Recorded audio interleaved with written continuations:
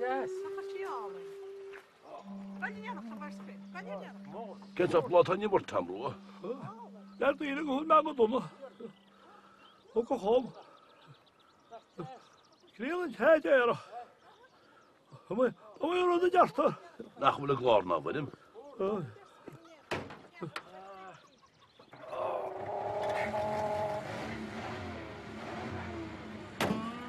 Sula. You're about fight.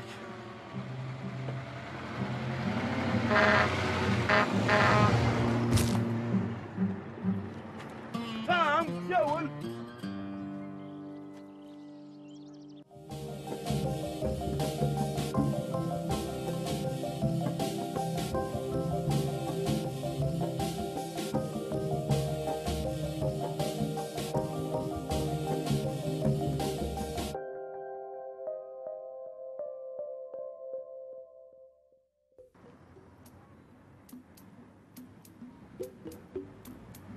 Rugum is ag trágan taol I dteach scéal ó bhéal go béal, sul má tháinig caint go bhuascaí na hosa daoine I léamh. Don Chluais I bhíoh daoine cuma le mo Rince. Dram nar an léamh chorba maidir a bheith fileach dú héime seán go gláin leabhair. Chum sé dán sul má hosa an dar go rán do glacham. Bhhaid sul má hosa sé maidir. Éistigi cháde de se tá lá na fola techt agus fi léir gon dunharú kráte tá gach náisiún a festú I gheart. Má léon le thugus a lá sin nach chamuí fear breabh sa bíon a lárás na focla go kráte céad farir mar a gomh me riomh. Ceap na go bhín fileocht go ríide agus finar has me cuma.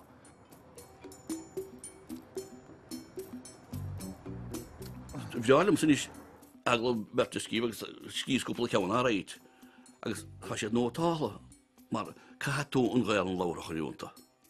Storm hain go gcearta scíóid cúpla ceann a gcónaí I sé amachchas eachan sa sé amach. Mar agus lóbíní agus rudí mar sin, mar bhím sé fiachtain an reachta san agus déanú pacagáid hí. Nuair a chunnig mé an strís, sa mise le a heiscí, le bheithe a bhainríon, Cahanna bhfuil sé éascaí. Bín saolbanrí na cruúir sí, bín queens a ruaibh narcí, mar I gregan tú mé corceistir sí, chahal beag go searcí. Le mar rince dú a dé agus grimmar mo chorónín, má hosa galar strés mé a brua má háin. Sa síla bhfuil ó dí, teartú lom, go mion tú trodach. Cibé fear a dúirte sin ar sé, búilhime sin bodach. Is mailam hu go mórir sí, fear garabhar nós go rilla, sa willi nach etin vanhu nis effa lata walla. Le mar rince dú a dé agus grimmar mo chorónín, má hosa galar strés mé a brua má háin. La diddly go to do down.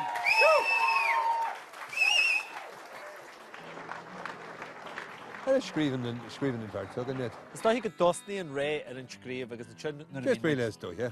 Nar a bhín me toisíthe go gurm san na bheirsaí is fearr leis an dhé sin. Corann Jeru versa altamós leo, le mo chuid lubíní. Cé fá go scríobhann si bhéad? Ar bhaithe le harigad al. Ja, láistín sír an eisce gan reachtas amíthaí Gaeltachta agus is commartas Gaeltachta na lubíní, so is sin an phríomhchúis agus is dáithí an tainchúis mar chun don rice. Banan muid an soltas a siad I scríomh sa chóirla chéile agus bin. Banan muid an soltas I chóir láthair. Agus is breala ré an status agus an glár a héin leis fasta.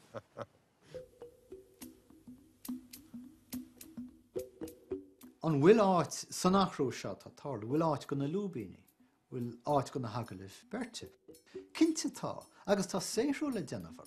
No, gach sais fuirim alína, agus tá mé brasásta fuirim alína thuirtear fuirim na lúbíní. Cathe sé achrú. Is féidir rudí anhá an dáhain an alíonta ará I bhuirim lúbíní. So nábí miste a brise sús airnachas ará go bhfuil ceirt alína phobal. Alíonn an phobal ná an rud a ránaíonn an pobal a bheith na alíonn acub.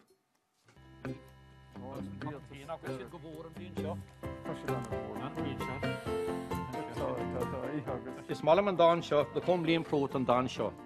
Bhí mé ag díal crónólag taifhiad an siúpa, cúpla bliain ó hin. Agus bhí sé anna fúr, agus bhí Declan College fileile tá cónaí timpeall na háite seo. Bhí sé tar éis cenach ceann amháin. Agus bhí líam an seo agus an siúd agus ní bhíon éon defar ag líam riomh. Agus bhí sé ag macnamh agus ag fécant agus ag macnamh. Agus bhí an crán seo agus an crowd siúd agus cosmé an crán agus tar éis bhfuil tamilíon fada. Canig sé ceann amháin agus ar ag leat. Agus cúpla bliana na dhéag sin, tháinig sé síos an siúpa, go raibh an réidir na Gaeltachta ar siúil an óm chéana. An lá seo, bhí sé manga gar ar raig agus tháinig sé agus thug sé an dáin seo dún. Nó seo an dáin am láidjin. Ná leabhar liom fé melódian, ná ar chrú na sinnaí ceoil, ná le Christ ar ghort a bhaile, sí an ghiúis ar náir de bhóid. Castar dúin déagláin fille, a bhfuil an reisín in thrón, ar láthir waragaigh na grán nullag, is mícheál á ric go beo a nuas de chúl a lorí eistearach. An sais saol a bhhaim se timing leis an áhéal. Ní saol ní ar a leán a bhaithigh an Gaeilge. Caithfidh sí mar achtant caithfidh sí mar achtant taobh taobh leis an méarla. Ach caithfidh sí bheith misnúil aistí héin agus bheith an chorar san féin. Cahan pobl, agus pobl na Gaeilge fud na tíre, cum a cén áite bhfuil siad nátlí a gcorca béal feriste san Gaeltacht hir has. Cá siad teachtar furimlí alíne a Ellen Stoibh. Ar bhór an chosláin nua, tá cailín fiún a siúl a drón bhaile. Maidir faoin seoige sile ón a láimh, cho héasca leis an locha, a rinkin ar Clár a héadan. Tá mount mar is cóir san aim a trían, is marcta a réir ar ghua na maná. Feirt na himmarthe na Súil, is a cromán cho casta sa túl, le bais an chomáin, a dás gan chuine in a ghlaic. Dirt for fuil a chaduca sí, cho fada le cóisiir chulin. Dirt for fuil a chaduca sí, cho fada le cóisiir chulin. Dirt for fuil a chaduca sí, cho fada le cóisiir chulin. Dirt for fuil a chaduca sí, cho fada le cóisiir chulin. Your day will come. Is tócha an rud a dhéanann cíle sé litir na hair nó tá berta going ag scríobh as Gaeilge me héin agus rónán tá stuff an a spéisiúil ar siúla go rasa chuir pleiciíocht le teanga rí sé féin agus darachmach an numra. Tá spána mu do dhaoine gur féidir é dhéana. Tá spána mu do dhaoine gur féidir le black clíige é dhéana. Tá spána mu do dhaoine is tócha gur féidir é dhéana agus gan a bheith ró oclach béidir agus gur féidir bheith pleiciíocht leis an teanga.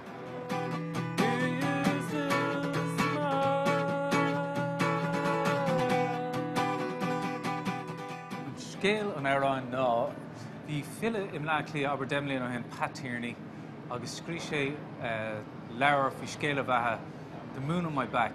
Agus bhí ana ag ón Dylan agus bhí ón a sein na PB leis an grúpa lena bhfuil mé cíle. Agus chum ón found mouth agus thug sé The Moon on My Back ar an fís ceol. Sair an lúnas méing rá an bhharrta tíoch faoi bhlá ar an géad in As bhí muirne an banna ag tafla ag an am agus dhéanón é a hafada. Chum a bhaile ní sin leis an fána me cheann agus thusnig guilty amhrán na teachsteach agus ceap mé beidir nar bhiste amhrán a chur in dhéag an fan mail agus chumé an tarn seo as agus ar bhealach is seachtain is saol patíirní atá an agus léimé an gealach ar mthóir mar gur as Gaeilge chumé. an nínas mé faoi bhór an saor an an túr Dánach agus slán len stór is a galach mahór.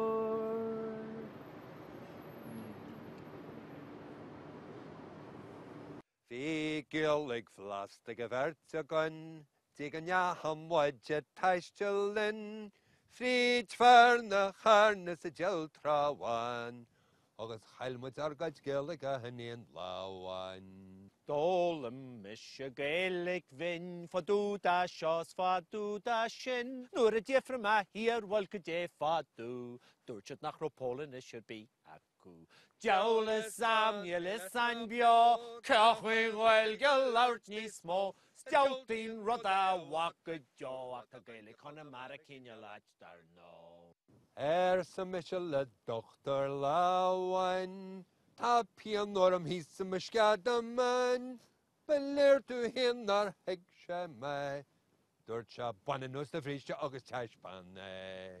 Bhí coppla bowla súp wam láhain hir, bhí ma geirí nach mew an súp sin fuair, sa mis a heiú tú yahoo hey, yahoo tú hénar sin is na scan rig me. Eolas Eolas an bio, cechfuig Gaeilge lauert níos mó, Stialtaín rud a wacadeo ach a Gaeilge chuna mar a cinne laid dar nó. Is tradiisiún a chuine gás an lóibín agus an tagal berte, a tagal siar míle blian ó as a chéan agalh na seanórthaigh siar a bhí sin áte bhecinn tú álagar agus ainas ach I bhuidim filiochta. Agus ní eisteirta tá ní bhealach is prótodráma a déiteach a hiocht an cén beidir go dtíon stáid níos dearna. Tá drámaíocht an a háachtacht an orbert te soilm de orbert na teanga. Ach mar atá ráid go minic go daoine in an neoin díhil na taimhearce mar hapla neilemh agus roiint dráman eile agus an cólachas náisiúnta drámaíochta, ní hí an drámaíocht beidir ar náil is sláin túla. An mín was simply beidir a chhuala me rámaíochta díobh ná táú de cínte testal a ghuine cínte tá sé deacar ar a béal. Sin drámaíocht agus mus mar a chéile sin in éon cinál drámaíochta. Clár, díana mar a bháile ehanna. Bháile ehan, cínte. No, ach beag said, tá mis go an seo. Béar David a bháilú. Ceachtaíola, be míle fáilte rabh. Bhín scríomh go raidió an Gaeltachta a bhíine, bhíoh bailint réide mar fé deimlíon ar a raidió, agus David sé head bar, caint na líine, rudaí bhítála lá go lá, rudaí begus simplín. Níor a tuair mo láid agam cin bailach le script raidió scríomh. Ach, just runne me an rud a tháinig díireach go nádú agam. Scríomh me go díireach mar a chhuala me. Cearach chin de gramí radio scríomhógamsa agus is bralam sé mar bhan mar rud a sénti atá gus scríomhann tú é mar bhéh gearcéil ar bhela go mbeonn tú scríomh de réir de Chluais go mbeonn tú géirí abertí conta scríomh go mbeonn tú géir nó a cinneal beag agus an rud a bhógur é agus sin go dogann tú an script de léirí thu radio agus in níhainn sé leat agus an chéadú eile go glinn tú an rud Bhí an aistrí play leis an script agus is onanta an defraí an aistrí le script fásta mar an amnaí lórann siad díreach mar a hailíonn tú an glóir a de chagan agus an amnaí eile churann siad leis bíonn bhd igen sa bhreis agat. Eileen ní bhór chú. Scartha ó dar céile ag brathir John sí stáid. Eileen ní bhór chú. Mu chéadú istig. Tá cad é milliún go le duine I bhór cheantar gleach líonis. Ó dúnach an démar na blianta fada ó hin, ní a bhéon anad amháin, ní a bhéon complecht ar begur of cáilir.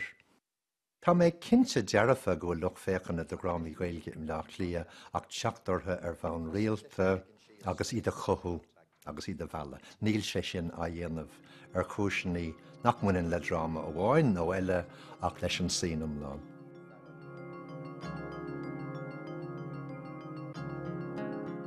Tá cuasaí láidir go maithí héin sa bhéidir gohfuil eistóirí agin. Brushes trocha ní a bhríomh méid. Ja, tá léirthirí agin, tá scríbhnirí agin. Cad é an tasna bhs móta aring nach bhfuil éon áiscóna. Sin. Éon áid cinnte go bhhéit na drámaí dhéanamh. Sin rud is móta mí a díoring is dán.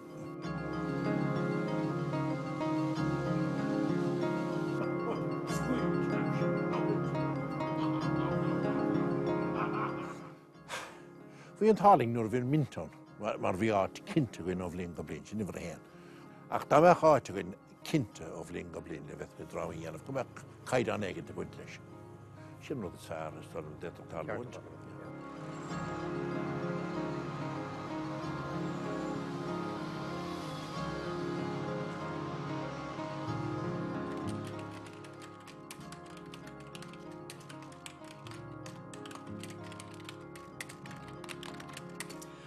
A rinne úsúil camóg paragraf 3 mór. Déanam tagart do delisir séo bí mór béaltaine maidir le díchúplá de fósta lánstad paragraf. Es mór, sé ar dúram go mar gan an cás a bhrúraí chun na cuairte camóg más féidir sin na hachant lánstad. Es mór, saolíimte gur minicí a ag an aithnecha a páistí, tar éis scarúin leis na tailecha, ná mar a chasnúir a bhí cónaí ar sa maile lánstad. En mór, ní éirthan é sin faoi sémas is aginine áfach. Lánstad sí mór caitheann sé níos mó ama le brídín agus seán ná mar caitheann sé lomsa. Lánstad é mór act mar a thugann ban a le héad faoi dearan nuair atá sé pasbeag ró dhéanach. Lánstad sí mór conas mar a bhíonna sigbert go bhfuil lánstad sriste acu cuairtha ceiste nuair a thiúlann go brúch ifig clíadóra camóg nuair a haolíonn an chéad céim eile camóg nuair higann nach bhfuil éon chórá eile go mniú a dhéanamh ach trí bhean na litreach if a gúla lánstad. Is muide le mas, camóg, muintir íomhrin clíadóirí. Is mise le SCEON. Gráine.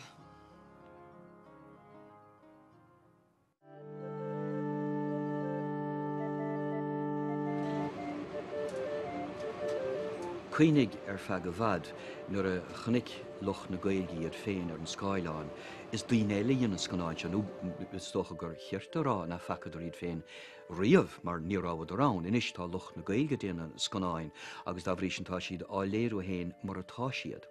Is tóilinn gur béon rud is táchtaí a bheith ann ná go léiróid sin na daoine san mar a gnághíine.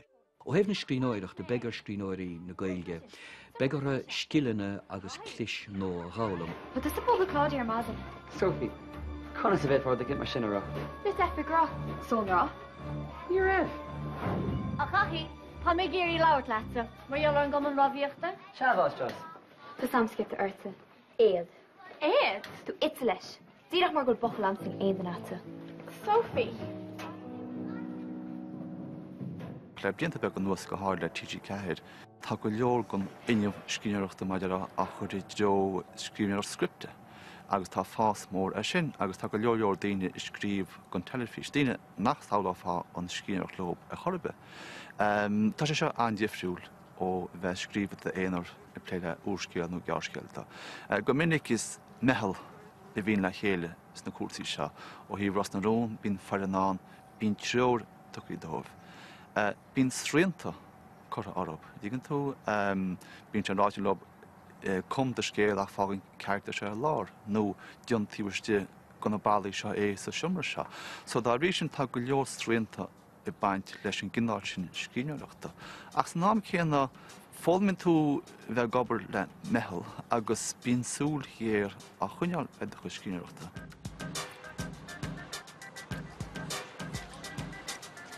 Ach tá rud eile treis teachn cín agus scála gan nisatá sé treis tárlú sé sin gúil scríbhneoirí scripte gon sco á múnlú agus i teachn cín inis le Ros na Rún, tá scríbhneoirí agus eistritheoirí gon sco i teachn cín leis na cartún leis an gothú mar a thugann siad. Tá sin ar fad a teachn cín.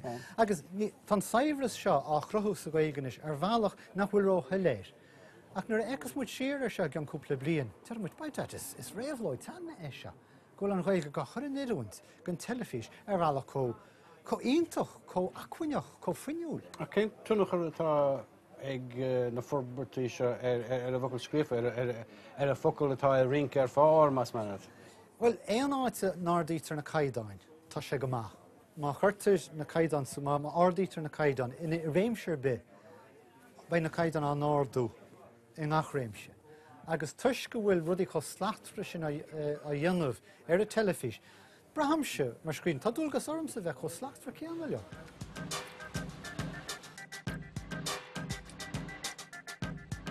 Is áú móra go bhfuil daoine ná bheith scríomh go rééisanta láimseartha go bhfuil teachtasteach ag scríbhneoirí tá pléile scríbhneoireacht teilifíse.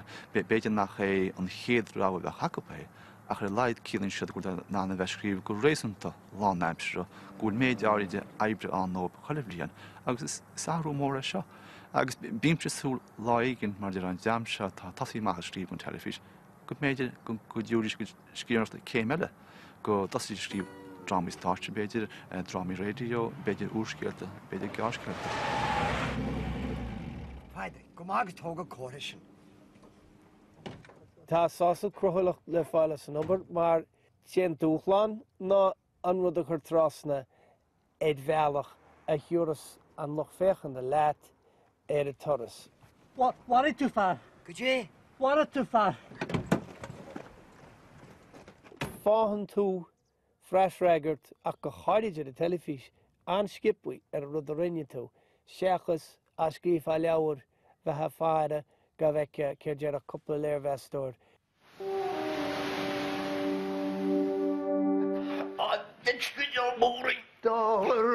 Ach má tá tú scríomh gon teilifís, cluise tú láireach an í chéine má hen tú maithe go pub in íon Clár.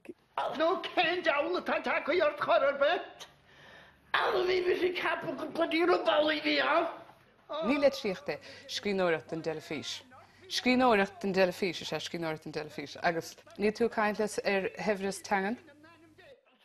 Tá tú ag gobar le rudaí eile ar fad. Íbhána, pictúrí, luas, rudaí a bhrún cnapaí ar na mothúcháin chun gomraachtaí na rudaí a sé anna heicnúil ó hebh céchó rialtas a chaig rudaí tarlúchan sim na nína chmead agus cumas scinne ar fád sethe san scríbhneoireacht litirtha. Chur is peg sails agus piléir a rím le céile in nán uair a bháin. In áiríris. Siad am héin gur bíad na meán físe an tauchaí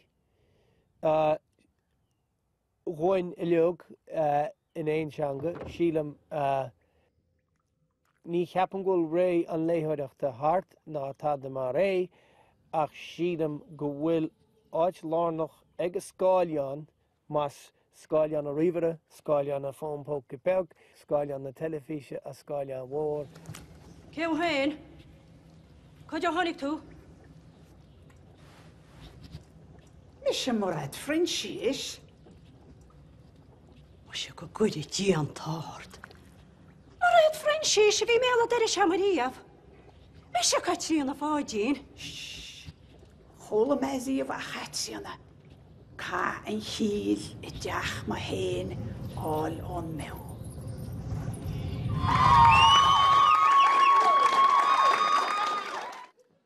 Smisha Brendan O'Connor tá réalta lorg agam. Im Volias Kirky tá béasís ach borb agam. Le masli rih multis ger vlasta an gobarum. Sis grainlum sa colsís a gríasan an govanum seachhain sean ban. Bala fin oscadé. Gan nót in a cean, gan nóisian den gannádó ré mí. Is mis Seanban, ní hen tóra níos mesme. Ní bheinn seo chuilbe chuil brídeog faoi esme. Is dá cleachta le twink, bháin na lesme. Ní siúil tóid, cenáid tú sesme.